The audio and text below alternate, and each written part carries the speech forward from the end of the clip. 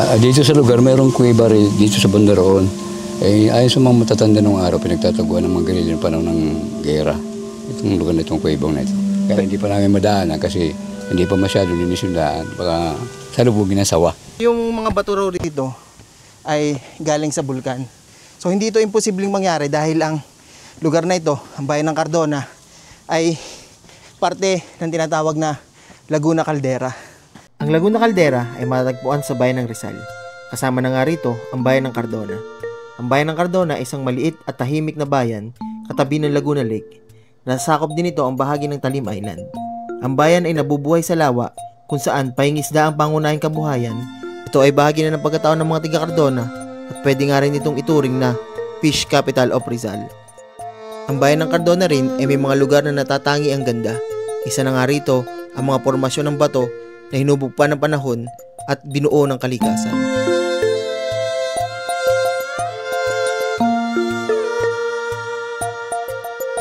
At dito sa bayan ng Cardona, samahan niyo akong alamin ang hiwaga at ganda ng mga batong hinubog ng kalikasan.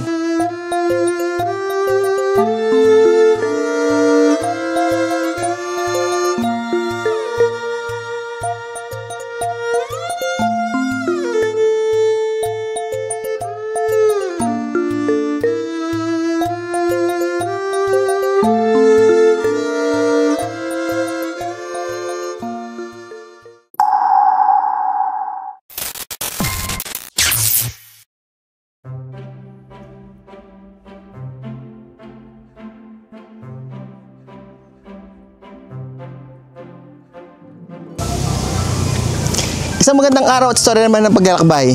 And welcome to my channel, Kane Barry Travel Stories. At nandito nga pala tayo ngayon sa aking hometown, sa bayan ng Cardona. At dito ay aalamin natin ang mga formasyon ng bato na inuluwa pa ng bulkan. So ngayon, ipapasyalan muna natin yung ibang mga destinasyon na pwede nyong bisitahin pag nagawi kayo rito sa aming bayan. Una na nga itong Puting Cruz.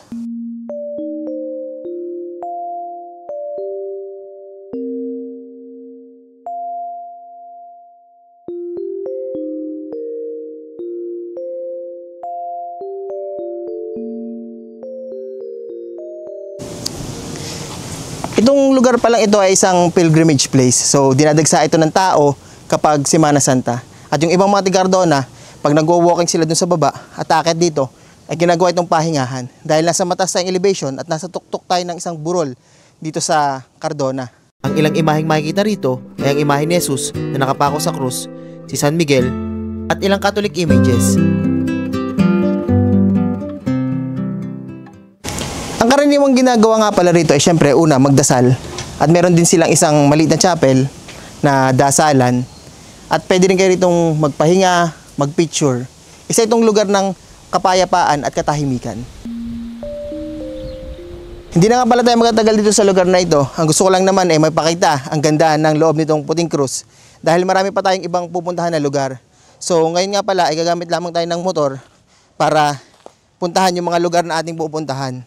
Ito nga palang Cardona ay isang helmet-free zone. So, kung makita nyo, wala tayong dalang helmet dahil mga halos secondary road lamang yung ating daraanan. At sa hindi kalayuan, dito naman natin makikita ang isang mahimalang tubig na tinatawag na bukal.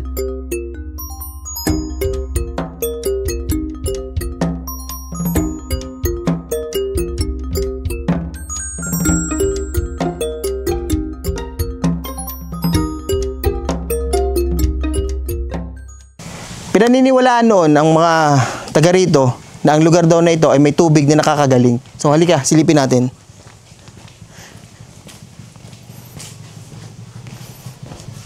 So narito yung tubig na sinasabi nila nakakagaling. Pero hindi ako sigurado kung gaano ito kalalim.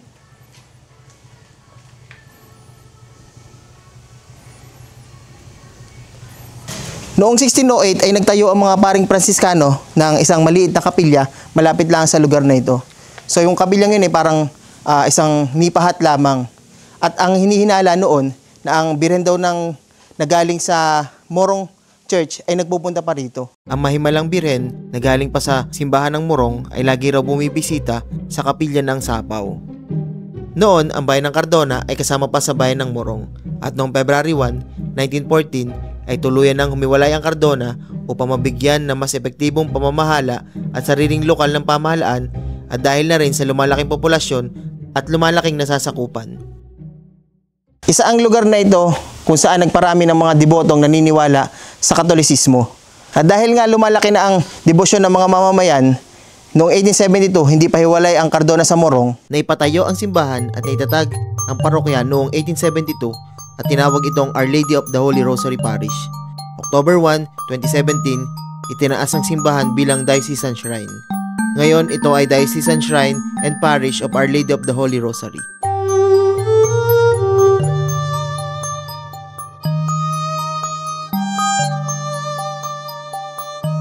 Ang simbahan ito ay makailang beses nang ni-renovate. Hindi katulad ng sa simbahan ng Morong ay na-preserve pa rin ito ang kanyang makalumang disenyo. Kung mapapansin naman natin ay mukha naman itong makaluma pero ang mga materyales na ginamit rito ay moderno na. At makikita naman natin rito sa labas itong malaking imahe ni Mama Mary na may sukat na 25 feet.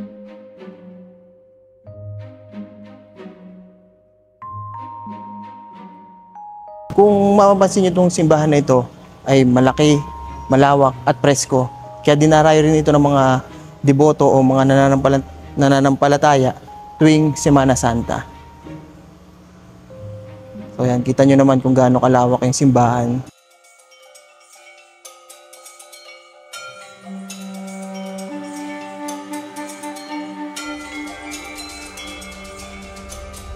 Hindi lang simbahan at religious site ang makikita rito sa bayan ng Cardona.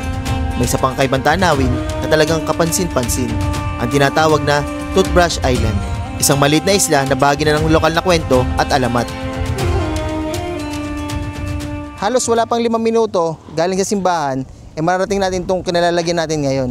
At dito matatanaw natin itong isang magandang tanawin, itong isla na ito na tinawag na Toothbrush Island. Ang Toothbrush Island ay isang maliit na isla sa lawa ng Laguna na may sukat na 3 hektarya. Ito ay pagmamay-ari ng pamilya Bello. Isa sa kilalang personalidad ay si dating Congressman Walden Bello.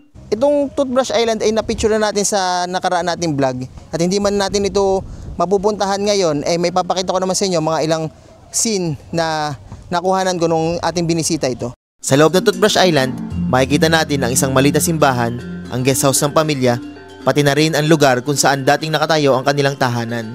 Isang isla na naging saksi sa kasiyahan, samahan at pagmamahalan ng isang pamilya. Marami na ring vlogger ang nakita kong pumunta dito sa isla na ito at karaniwan sa kanilang tema ay haunted at misteryoso.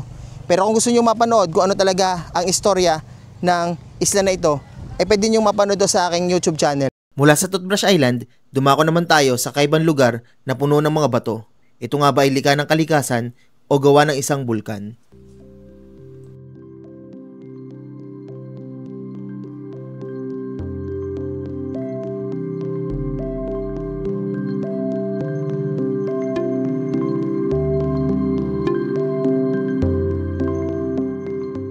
Grabe, ganito pala kaganda rito. Ngayon lang ako nakapunta. Alam nyo, kahit tiga rito ako, first time ko lang makarating dito. Tingnan nyo naman, napakaganda ng mga formasyon ng mga bato. So ang kinagandahan rin rito ay inayos ito ng local government. Dati kasi ito medyo masukal pa eh. Ang dami pang kawayan, wala pang konkretong daan. Ngayon meron na, may konkretong daan, may solar light. Talagang inayos at dahil nga gagawin na itong turismo dito sa Cardona.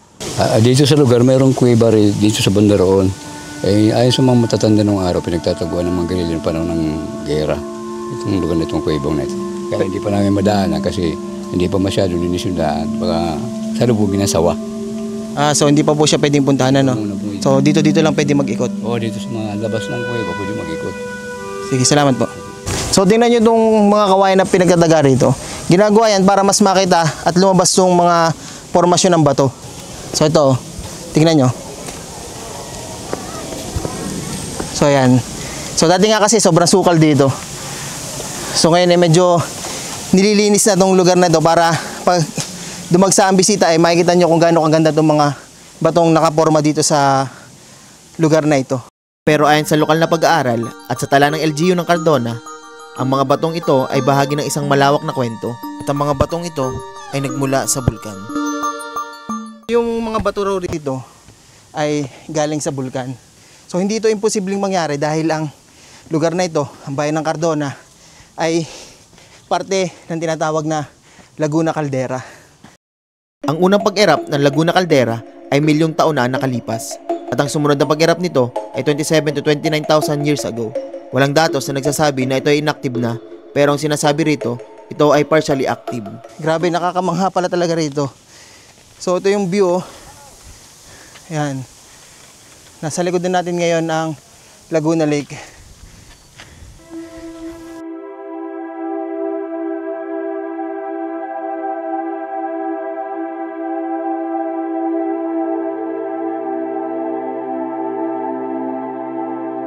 Tingnan nyo naman tong bato na to kung gaano kalaki. Yung mga batong narito ay merong malaki, maliit, at saka pag hinawakan nyo ay magaspang. Talagang hinubog na ng panahon. Pero wala pang datos na makapagsabi kung anong uri ng bato to. Akala ko nga nung una limestone pero hindi pala.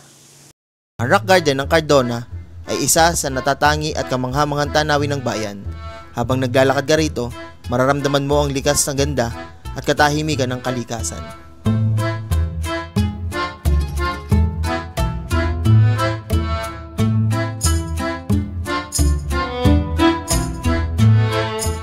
Kaya kung tutusin hindi lang itong mga bato na ito ang makikita rito.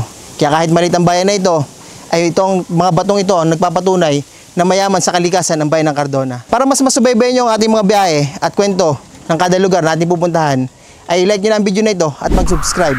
Muli, this is Kane Barry Travel Stories at ito ang story na aking paglakbay. See you sa next vlog. Thank you!